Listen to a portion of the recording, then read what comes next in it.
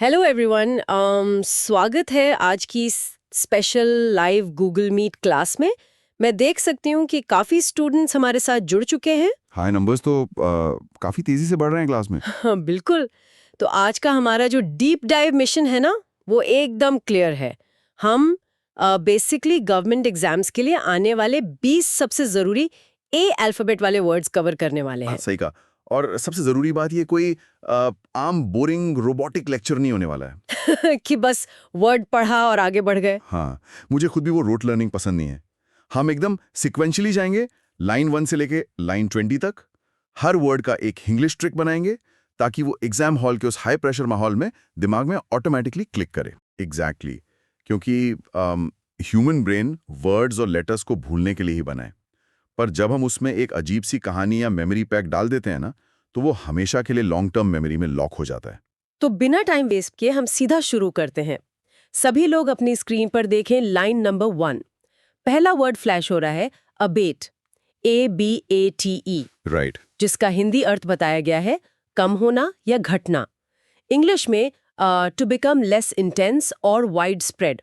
जैसे हम कहते हैं ना, the storm began to abate after midnight, मतलब आधी रात के बाद तूफान धीरे धीरे शांत होने लगा। पर इसको याद कैसे रखें हम? देखिए, इसकी ट्रिक इसके साउंड में ही छुपी है। अबेट को अगर हम थोड़ा स्लो बोलते हैं, अ बेट, तो ये कैसा साउंड कर रहा है? बेट। हाँ, तो हम इसका मेमोरी हुक बना सकते हैं, बैड वेदर टेम्स, यानी खराब मौसम का टेमिंग होना, शांत होना। Oh wow, abate equals bad weather tames. ये तो बहुत इजी हो गया। बिल्कुल। सिर्फ तूफान ही नहीं, अगर किसी का गुस्सा बहुत ज्यादा है और वक्त के साथ ठंडा हो रहा है, तो वहां भी कह सकते हैं कि उनका एंगर अबेट हो गया। सही है। गुस्सा हो या तूफान, जब इंटेंसिटी डाउन हो तब अबेट यूज होगा। अब देखिए, मौसम शांत होने के बाद लोग अपने काम पर लौटते हैं, है ना? कुछ फैक्ट्रीज जाते हैं और कुछ ऐसी जगह काम करते हैं जो हमारा लाइन नंबर 2 है। हाँ, वर्ड है अबैटवा, ABATTOIR। इसका हिंदी अर्थ है कसाई खाना, a place where animals are slaughtered. Example है, the cattle were taken to the abattoir. ये सुनने में बड़ा ही फैंसी और थोड़ा कॉम्प्लिकेटेड सा लग रहा है। फ्रेंच वर्ड है क्या? हाँ, ये फ्रेंच रूट अबैट से ही आया है, जिसका मतलब होता है टू स्ट्राइक डाउन।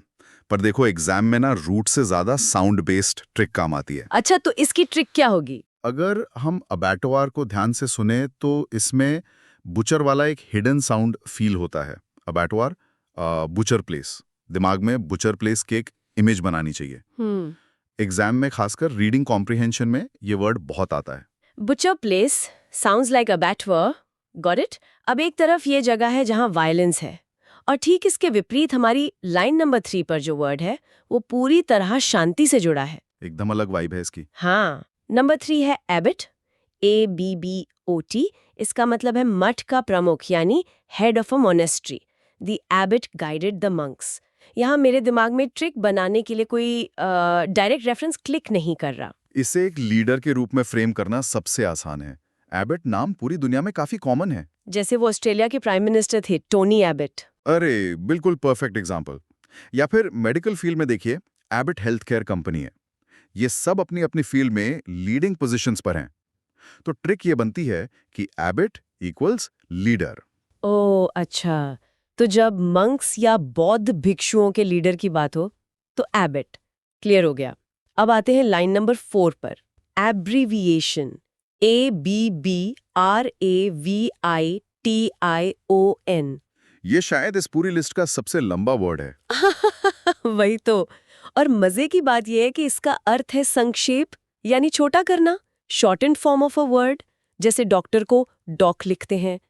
इस लंबे से शब्द को दिमाग में कैसे फिट करें? ये लैंग्वेज का एक मजेदार आयरनी है, पर इसकी ट्रिक ना इसके ठीक बीच में बैठी है। वर्ड देखिए, ABBREVITION। इसमें एक हिस्सा आता है ब्रेव। ब्रेव। हाँ, ये लैटिन रूट ब्रेविस से निकल कर आया है, जिसका मतलब ये होता है शॉर्ट, ये छोटा।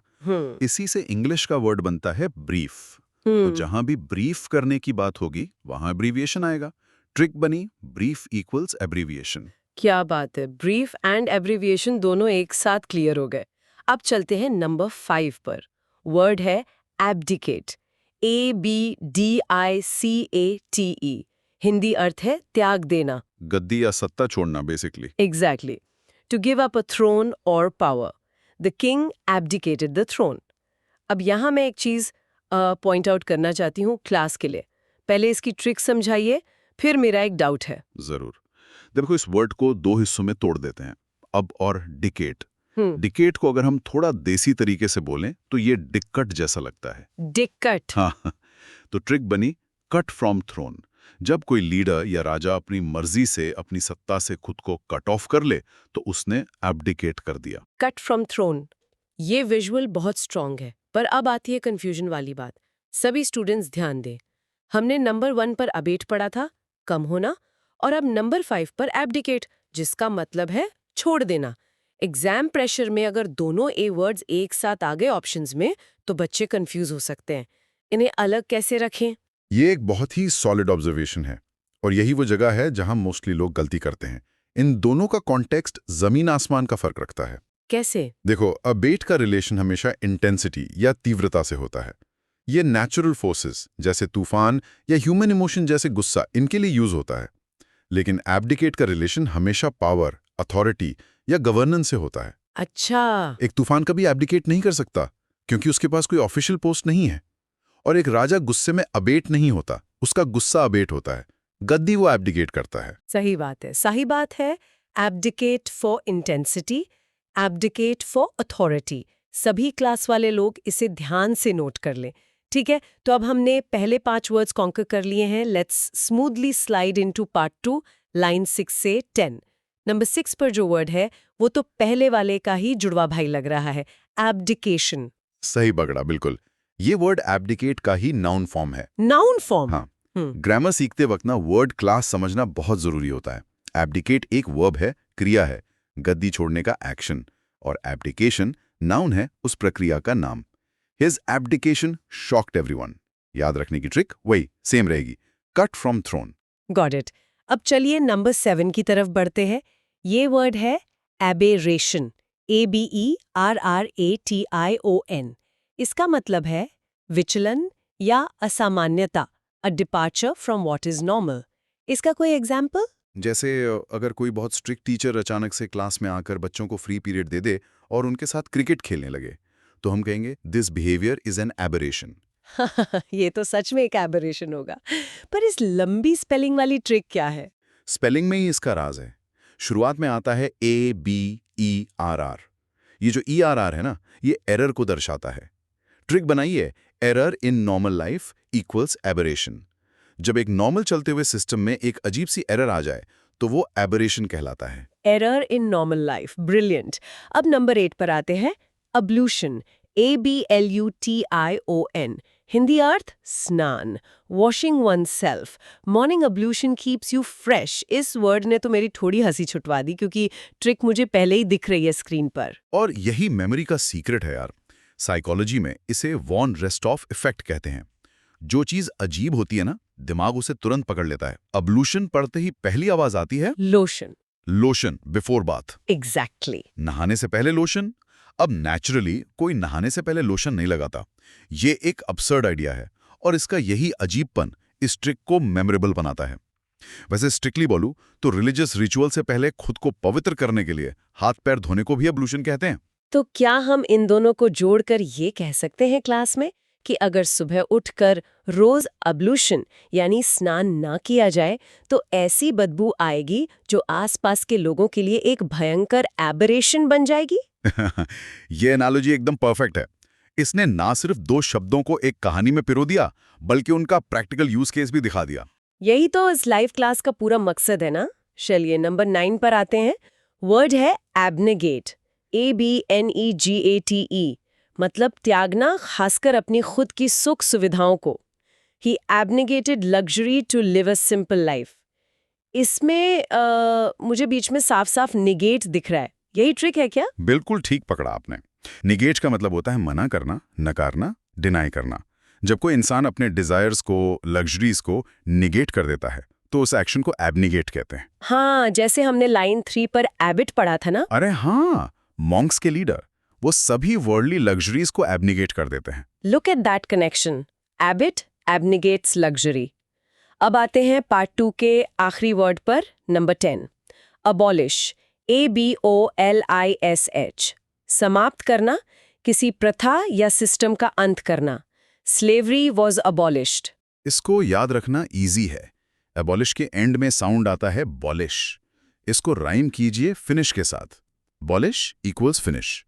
किसी खराब प्रथा को जड़ से खत्म करना।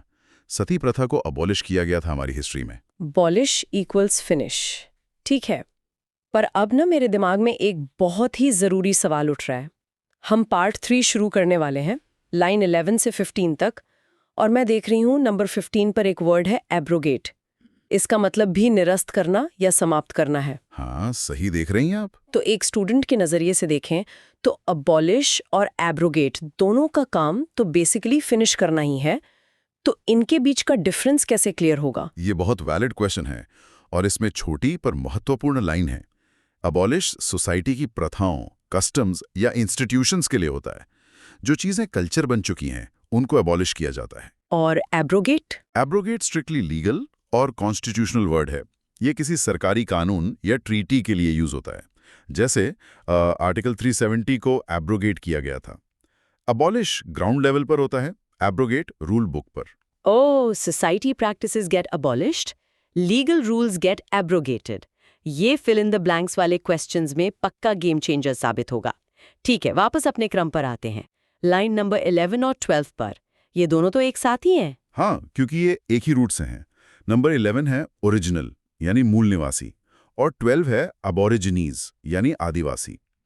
इनके अंदर एक बेस वर्ड छुपा है, ओरिजिन। ओरिजिन मतलब शुरुआत है ना? बिल्कुल। जो लोग किसी जगह पर उसकी शुरुआत से रह रहे हैं, वो ओरिजिनल लोग हैं। ट्रिक बड़ी आसान है, ओरिजिनल पीपल। जैसे ऑस्ट्रेलिया के जंगलों में जो लोग हजारों सालों से रह रहे हैं, उन्हें अबॉरिजिनीज कहा जाता है। ओरिजिनल पीपल से एब्रिजिनल, सिंपल। अब लाइन 13 और 14 देखते हैं। एवरेज और एवरेजमेंट, इसका मीनिंग लिखा है छोटा करना, to shorten a piece of writing.